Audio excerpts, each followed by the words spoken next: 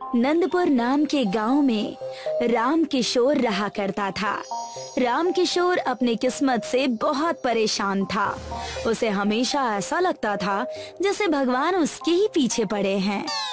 एक ही तो धोती थी, वो भी इस कुएं में गिर गई। पता नहीं मेरे पीछे कौन पड़ गया है। हो ना हो कोई मेरे ऊपर जादू टोना कर रहा है। आपके धोती पर कोई क्यों जादू टोना करेगा जी? बहकी बहकी बातें कर रहे हैं आप। पगला तो नहीं गए हैं ना? हाँ, पगला गया हूँ। ले चलो मुझे पागल खाने, भर्ती कर दो वहाँ पर। कम से कम इस संसार से मैं मुक्त तो हो जाऊंगा। राम किशोर अपनी पत्नी से बात करके वहाँ से लुंगी लपेट कर ही चला गया और चाय की टपरी पर जाकर खड़ा हो गया और वहीं उसे उसका साथी मजनू मिल गया। अरे राम किशोर, भगवान अगर कहेगा ना कि किसकी तरह नहीं बनना है तो मैं सबसे पहले तुम्हारा नाम लूंगा कि भगवान मुझे राम किशोर की तरह नहीं बनना है, मंद बुद्धि। ऐसी बेढंगी बातें क्यों कर रहे हो? क्या बात हो गई? ये जो लुंगी तुमने पहनी है ना, ये मैंने तुम्हें भेंट दी थी ताकि तुम इसे संभाल कर रखो। मुझे मेरे ससुर ने दी थी क्योंकि उनके पास देने के लिए एक लुंगी ही थी और तुम इसे ऐसे खुले आम पहन कर घूम रहे हो। तुम्हें तो यार मेरी किस्मत पता है, मेरी धोती कुएं में गिर गई। अरे बस इतनी सी बात, उस धोती को मैं निकाल देता हूँ भाई। मजनू राम किशोर की धोती निकालने कुएं के अंदर चला गया। अपने आप रस्सी फंसाकर जैसे ही मजनू कुएं के अंदर उतरा, मजनू ने राम किशोर से कहा, इस तरफ टॉर्च मारो, कम से कम कुछ तो दिखाई दे। और हाँ, रस्सी ना टूटे वरना तुम्हारी धोती मुझे पहननी पड़ जाएगी। ऐसे समय पर भी तुम्हें मजाक सूझ रहा है? मजनू उस कुएं के अंदर तक जा चुका था। उसने देखा कि कुएं के पानी के ऊपर एक धोती दिखाई दे रही है। मिल गई धोती मिल गई। मजनू ने धोती जैसी ही वहाँ से ली, उसकी नजर कुएं के आखिरी हिस्से में पड़ी। वहाँ मजनू ने देखा कि एक टूटी हुई डोली जो कि कई साल पुरानी लग रही थी, उस कुएं में तैर रही थी। अरे राम किशोर, तुमने बताया नहीं तुम्हारी बेटी विदा हो चुकी है या ये भाभी जी की डोली है? ऊपर आ जाओ, मजाक मत करो। धोती मिल गई है ना? मजनू कुएं के ऊपर आने लगा। तब उसने अपने साथ वो डोली भी ले ली और डोली कुएं के बाहर रख दी।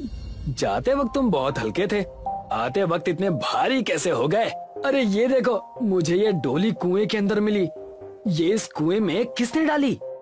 ये कुआं तो मेरे पूर्वजों का है, यहाँ तो कोई आता जाता है नहीं। भला मेरे घर में कौन आएगा? डोली को उन्होंने बाहर रखा ही था कि डोली चमकने लगी। उसमें से एक रोशनी निकलने लगी, जिसे देखकर दोनों बहुत डर गए। डर के मारे मजनू ने अपने हाथ में रखी हुई धोती को डोली में फेंक दिया। उस डोली के अंदर कई सारे धोती दिखाई देने लगे, जिसे देखकर दोनों अचंभित हो गए। इतने सारे धोती? ये कैसा पागलपन देख रहे हैं हम दोनों? ये कोई साधारण डोली नहीं है भाई, ये जादुई डोली है। देखो कैसे हमने इस पर धोती डाली और इस डोली ने हमें कई सारे धोती दे दिए। हम इसमें कुछ और नहीं डाल सकते क्या? मुझे बड़ी घबराहट हो रही है। अगर ऐसा हुआ तो हम तो माला माल हो जाएंगे।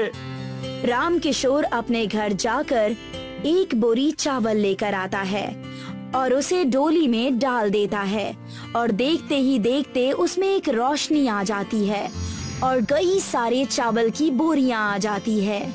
अब हम अमीर हो गए यार। भगवान का लाख लाख शुक्र है। किस्मत हो तो मेरे जैसी ही हो, पैसा ही पैसा होगा। वाह भाई, हमेशा तुम किस्मत पर रोते हो, आज क्या हो गया? जब सब बुरा होता है ना, तब मैं किस्मत को कोसता हूँ। जब अच्छा होता है तो मैं नहीं मानता। अब हम इस डोली से एक ढाबा खोलेंगे, लोगों को इस डोली की मदद से खाना खिलाएंगे और अपना घर चलाएंगे। लेकिन याद रहे, इस जादुई डोली के बारे में किसी को पता ना चले। और ठीक वैसा ही हुआ। मजनू और राम किशोर ने डोली का ढाबा खोल दिया। राम किशोर ने कई सारी नकली डोली लोगों के बैठने के लिए लगा दिया और मजनू असली जादुई डोली को हमेशा रसोई घर में रखता। जब भी कुछ बनाना होता वो उस चीज को उस डोली में डाल देता और देखते ही देखते वो चीज उसमें कई गुना ज्यादा बढ़ जाती। आज हमारे डोली के ढाबे का पहला दिन है। भगवान करे सब ठीक हो। आज लेकिन खाने में बनाएंगे क्या हम? आज हम बनाएंगे राजमा चावल। 1 प्लेट राजमा चावल बनाकर रख दो और देखो। राम किशोर ने एक प्लेट में राजमा चावल एक चूल्हे पे बनाया और उसे उस डोली में रख दिया। जैसे ही उसने उस राजमा चावल के प्लेट को डोली में रखा, वहाँ पर कई प्लेट राजमा चावल आ गए। यहाँ से तो खुशबू बहुत अच्छी आ रही है। आखिर क्या बनाया है आपने? और ये ढाबा तो बहुत नया है और बहुत शानदार भी। इस ढाबे को डोली का ढाबा कहते हैं जी। यहाँ हम लोगों को डोली में बिठाकर उन्हें खाना खिलाते हैं। ये है हमारे ढाबे की अनोखी बात। आप जाकर वहाँ उस डोली में बैठ जाइए, मैं आपको राजमा चावल परोसता हूँ। ढाबे में आई हुई ग्राहक डोली में बैठ जाती है और राजमा चावल बड़े चाव से खाने लगती है। देखते ही देखते पूरे गांव में डोली के ढाबे की बात सबको पता चल जाती है। उसी गांव में इन दोनों का दुश्मन और गांव का दादा जग्गा रहता था। जग्गा की हमेशा राम किशोर और मजनू से अनबन ही रहती थी।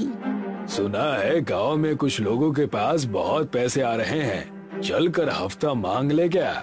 वो क्या कहते हैं, प्रोटेक्शन मनी। सरदार, मेरा भी उस डोली में बैठने का मन कर रहा है। मैं भी उस डोली में बैठूंगा। मेरी भी शादी होगी। कितना मजा आएगा ना। शादी के बाद मेरे भी बच्चे होंगे। मैं उनके लिए गाने गाऊंगा। मेरे 2 अनमोल रतन, एक राम दूजा लखन। आए हाय। एक काम करो बेटा, तुम पहले अपना परिवार बना लो, हम उन्हें बाद में लूट लेंगे। पगलेट कहीं का। जग्गा दादा और कपिल दोनों ही मजनू और राम किशोर के डोली ढाबे में चले गए। हो ना हो कोई तो बात जरूर है। कल तक तो दोनों पैसों के लिए लड़ रहे थे, आज अचानक इतना सब कैसे आ गया? मुझे उस रसोई घर में जाकर देखना है, वहीं कुछ न कुछ होगा। कपिल और जग्गा दादा ढाबे की रसोई में चले गए और वहां जाकर देखा कि रसोई घर में एक डोली रखी हुई है जिसके अंदर खूब सारे पैसे रखे हुए हैं, जिसे देखकर दोनों दंग रह गए। तब कपिल ने जग्गा से कहा, ये साधारण डोली तो नहीं लग रही, जरूर इसमें कोई ना कोई बात है। इस डोली को तोड़ डालो, जो होगा देखा जाएगा।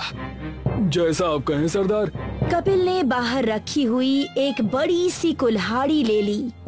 कपिल ने उस कुल्हाड़ी से इतनी तेज उस डोली पर हमला किया कि डोली टूट गई। डोली जैसे ही टूटी, हवाएं चलने लगी और उस डोली में से एक खूबसूरत प्रेमी जोड़ा बाहर निकल आए और वो कहने लगे, धन्यवाद मित्र, तुमने हम दोनों प्रेमियों को मुक्त कर दिया है। इस डोली में हम श्राप के कारण कैद थे। तुमने इस डोली को तोड़कर हम दोनों की प्रार्थना सुन ली। ये सब क्या हो रहा है, मुझे कुछ समझ में नहीं आ रहा। डोली टूटने की आवाज सुनकर राम किशोर और मजनू वहां पहुंच गए। नहीं, ऐसा कैसे हो गया? हमारे साथ तो बुरा हो गया। अब मैं क्या करूं? हमारी डोली तोड़ दी। राम किशोर और मजनू को रोता हुआ देखकर प्रेमी जोड़ा उनसे कहने लगा, निराश मत होइए, ये डोली अब भी आपकी इच्छा से काम करेगी। आप चिंता बिल्कुल मत कीजिए। हम हमारी शक्तियों का एक हिस्सा डोली में छोड़ दे रहे हैं और इन दोनों दुष्टों को एक मौका भी दे रहे हैं सुधरने का। हमें माफ कर दो, हम तुम्हारे इस डोली के ढाबा में काम करने के लिए भी तैयार हैं। माफ कर दो। जग्गू दादा के इतना कहते ही प्रेमी जोड़ा अदृश्य हो गया। राम किशोर और मजनू दोनों ही अपना जीवन डोली ढाबे की मदद से अच्छी तरह बिताने लगे और उन्होंने जग्गू दादा और उन गुंडों को भी अपने यहाँ काम पर रख लिया।